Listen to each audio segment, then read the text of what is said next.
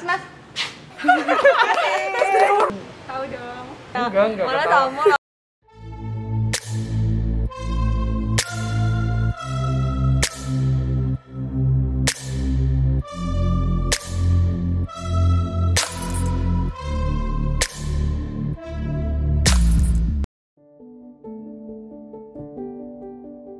Tahu dong. Tanggal 21 April bukan sih? Tanggal 21 April. 21 April 1879. 21 April. 21 April 1879. 21 April. 21 April. 21 April 1879. Lahir tanggal 21 April bukan sih? Tanggal 21 April. Di Jepara. Di Jepara, Jawa Tengah. Di Jepara, Jawa Tengah. Jepara, Jawa Tengah, Indonesia. Lahir di Jepara, Jawa Tengah. Di Jepara. Jepara. Di Jepara, Jawa Tengah. Habis gelap terbitlah terang. Habis gelap terbitlah terang. Habis gelap terbitlah terang. Habis gelap terbitlah terang. Kau tahu, habis gelap terbitlah terang. Yang membuat saya ingat dengan R.A. Kartini itu perjuangan dalam memperjuangkan emansipasi wanita. Kecerdasannya, semangat juangnya. Beliau adalah pejuang emansipasi wanita. Perjuangannya terhadap emansipasi wanita. Tentang emansipasi wanita. Kalau dari aku ya, R.A. Kartini itu seorang pejuang wanita yang memperjuangkan emansipasi wanita. Tentang perjuangan aja juga judul-judul bukunya yang sangat menginspirasi, tentu saja penduduk di Indonesia. semangat juang untuk mengembangkan emansipasi wanita di Nusantara.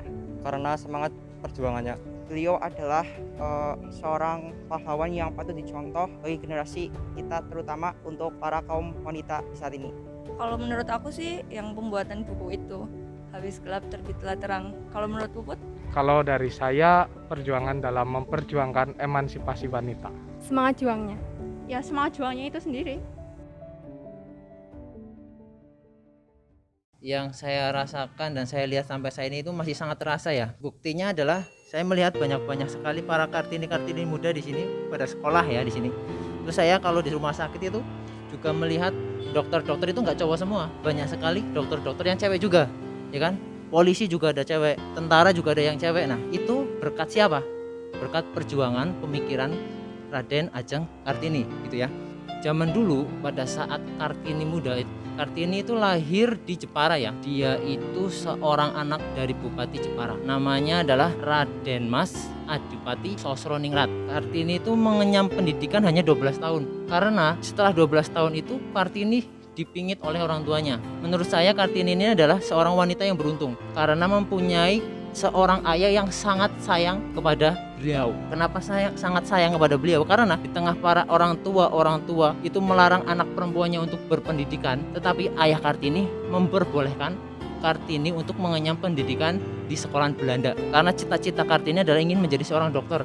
Dia ingin sekolah di Belanda. Tapi pupus harapannya karena di umur 24 tahun Kartini harus menikah dengan seorang bupati Rembang. Selama dipingit di umur 12 tahun ya, Kartini kerap mengirimkan suratnya yang berisi curahan hatinya terhadap keadaan di daerahnya pada saat itu ya, terutama adat istiadat dan budaya yang seolah-olah mengekang kaum wanita untuk bisa maju dan berkembang. Hasil dari perjuangan Kartini itu adalah satu, setelah Kartini wafat di tanggal 17 September 1904 ya. Dia meninggal selang 4 hari setelah melahirkan anaknya. Tapi suaminya itu ingin mewujudkan cita-cita Kartini untuk mendirikan sekolah wanita. Akhirnya berdirilah sekolah dari Yayasan Kartini, sekolah wanita yang disebut Sekolah Kartini oleh Van de Venter pada saat itu untuk para wanita. Sampai saat ini hasil dari tulisan-tulisan tangan dan surat-surat curhatan Kartini kepada temannya yang ada di Belanda telah dibukukan menjadi sebuah buku yang berjudul Habis Gelap Terbitlah Terang. Jadi habis